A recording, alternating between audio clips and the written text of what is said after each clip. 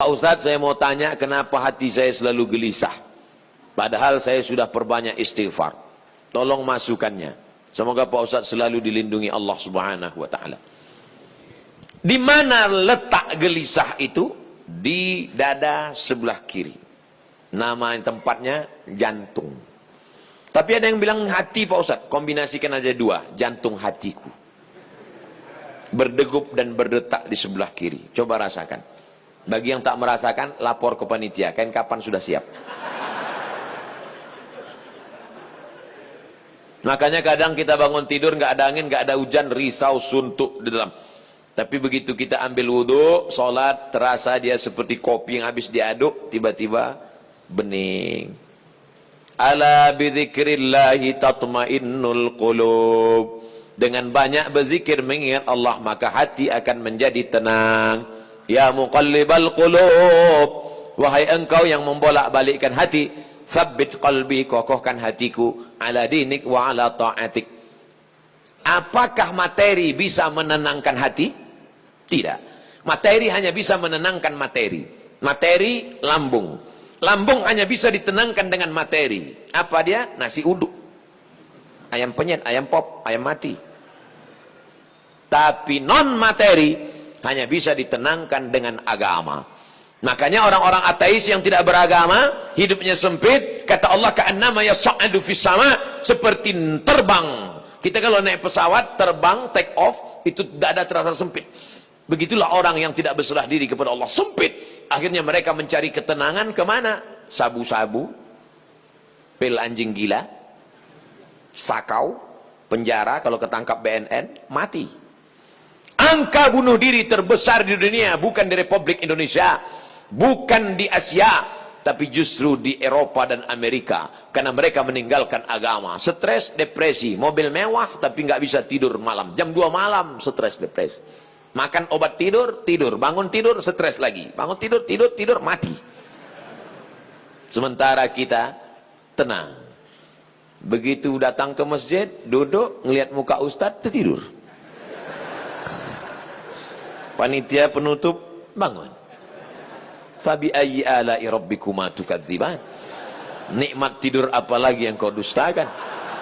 Orang barat setengah mati makan pil tidur supaya bisa tidur. Nama penyakitnya insomnia. Orang kita baru ngelihat. Berikut ini mari kita dengarkan tausiah. Demikianlah tausiah ini saya sampaikan. Tunggu lagi. Kurang apa lagi? Maka kalau ada teman di sebelah tidur, biarkan. Dia sedang mensyukuri nikmat Allah Subhanahu wa ta'ala. Jadi Pak Ustadz jawabannya, perbanyak zikir. Siapa yang bersolawat 1 kali 1 hari 1000 kali, maka sebelum mati dia melihat tempatnya dalam surga. Siapa yang meriwayatkan itu?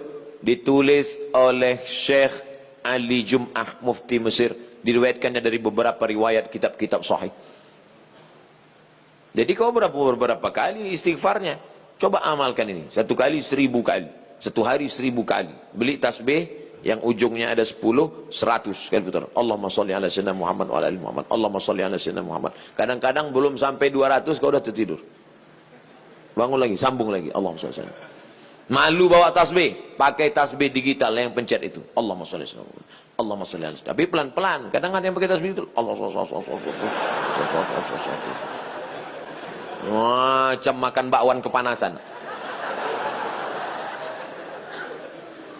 Bagaimana hukumnya mengambil uang suami tanpa persetujuan suami untuk ditabungkan demi kepentingan rumah tangga? Ini namanya gerakan ibu-ibu kreatif. Ketika Nabi Muhammad SAW sedang duduk di atas bukit Sofa pada tahun 8 Hijrah, rekonsiliasi kota Makkah, Nabi pulang ke kota Makkah. Maka ketika Nabi sedang duduk, datang seorang perempuan. Nama perempuan itu Hindun. Dia tutup wajahnya karena dia malu kepada Nabi. Hindunlah dulu yang mengunyah jantung Hamzah karena dendam kesuma. Lalu Hindun berkata, suamiku inna Aba Sufyan rajulun syahih. Wahai Rasulullah, suamiku itu Abu Sufyan orangnya pelit, medit, kedekut, bakhil. Apa lagi? Bapak Ibu hafal seterusnya. Apa kata Nabi SAW?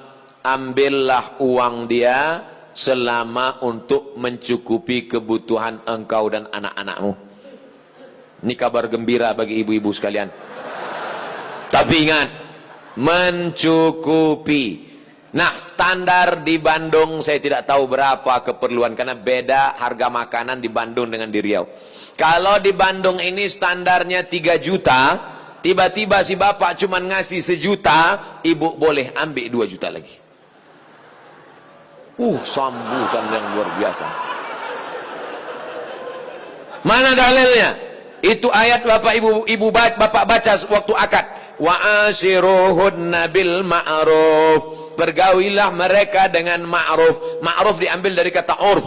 Urf artinya tradisi setempat. Dasar pengambilan hukum dalam Islam ada 10. Quran, hadis, ijma', qiyas, syar'u man qablana, saddu zara'i, qaulus sahabi, istihsan, istishab. Urf. Urf artinya standar umum di kota Bandung berapa. Kalau umumnya di Bandung ini 5 juta, ternyata selama ini dia kasih 2, berarti ibu bisa ambil 3 menurut standar dan ketentuan berlaku. Tapi lebih dari ini tanggung dosanya, saya nggak ikut-ikutan. Saya nggak mau nanti terhalang masuk surga gara-gara ini. Abdul Somad masuk Jannatul Firdaus. Begitu udah mau masuk, datang bapak-bapak dari Bandung nuntut. Wah, saya nggak mau gara-gara ini. Di lingkungan tempat tinggal ada anak yatim. Kita insya Allah bersedekah. Tapi di saat ada keluarga yang sangat butuh bantuan, gimana Pak Ustadz? Wal jari dzil qurba wal jaril junubi. Ada tetangga tapi nggak kerabat, tapi ada tetangga dan ada hubungan kerabat keluarga, maka yang didahulukan adalah yang ada hubungan kerabat. Itu kaedahnya. Baik dalam hal membantu maupun dalam hal pergi kondangan. Undangan hari Ahad ada 5. Bagaimana kita menyusun skala prioritasnya? Yang pertama tetangga kerabat. Habis itu tetangga tidak kerabat. Habis itu teman sekantor. Ring 1, ring 2 gitu. Dalam hal ini boleh nepotisme. Sekarang orang enggak. Kalau ada undangan 5, yang pertama pejabat, orang kaya, tetangga yang miskin enggak punya apa-apa, yang kira-kira cuma makan sayur sama telur ayam. Ini enggak benar. Oleh sebab itu dalam hal membantu dulu keluarga. Tapi sekarang orang lebih mau bantu orang lain daripada bantu keluarga. Kenapa kamu lebih mau bantu orang lain daripada keluarga? Kalau bantu orang lain, pujiannya melambung. Kalau bantu keluarga, masa cuma ngasih segini? Oleh sebab itu maka setiap keluarga membantu keluarganya, skala prioritas, tapi setelah itu tetap membantu fakir miskin, anak yatim. Ara'aital ladzi yukadzibu biddin? Tahukah kamu siapa itu orang yang mendustakan agama? Orang yang mendustakan agama bukan orang sekuler liberal. Orang mendustakan agama adalah fadzalikal ladzi yad'ul yatim, menyanyiakan anak yatim, wala yahuddu ala ta'amil miskin, membiarkan fakir miskin. Wa fawailul lil musallin, lalai dalam salat. Alladzina hum an salatihim sahun alladzina hum yura'un, riya, wa yamna'unal ma'un, melarang orang berbuat baik, tolong menolong. 5 ini mudah-mudahan kita tidak termasuk dalam pendusta agama. Ustadz, tolong doakan muslim saudara kita di India. Itulah senjata kita terakhir. Kalau ada lembaga-lembaga yang terpercaya memberikan dana, maka kirimkan dana untuk membantu rumah mereka yang yang terbakar, saudara mereka yang terkapar, rumah mereka yang hancur, sumur bor, sekolah anak-anak pengungsi. Dulu Suriah, Palestina, Bosnia Herzegovina, Uighur, Rohingya. Coba perhatikan.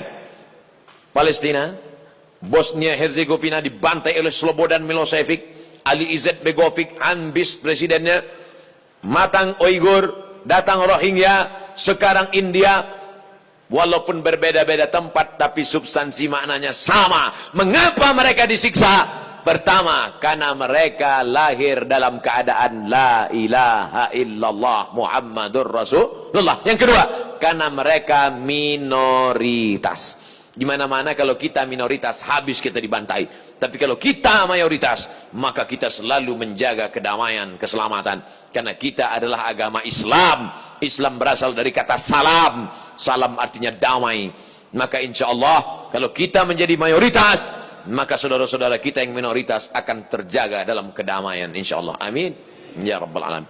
Ala hazihi niyah, untuk niat yang baik. Al-Fatihah. A'udzubillahi minasyaitonir rajim. Bismillahirrahmanirrahim. Alhamdulillahi Rabbil Alamin. Ar-Rahmanir Rahim. Maliki yaumiddin. Iyyaka na'budu wa iyyaka nasta'in. Ihdinas siratal mustaqim. Siratal ladzina an'amta 'alaihim ghairil maghdubi 'alaihim waladdallin. Amin. Allahumma ansur ikhwanana al-mustad'afina fi Palestin. Tolong saudara kami sedang teraniaya di Palestina, di Rohingya, di Uighur, yang terakhir di India. Ya Allah, qawi imanahum, kuatkan iman mereka, sahih ajsadahum, sehatkan badan mereka, waj'alhum minal mujahidina fi sabilik, jadikan mereka orang-orang mujahid di jalanmu ya Allah, waj'alhum minas syuhada al-maqbulin, jadikan mereka orang-orang yang mati syahid, diterima amalnya ya Allah. Allahumma dafa'na al-ghala wal waba wal fasha wal riba wal zina wal munkar. Selamatkan negeri kami dari segala malapetaka, bencana, riba, zina, narkoba, perbuatan keji dan munkar.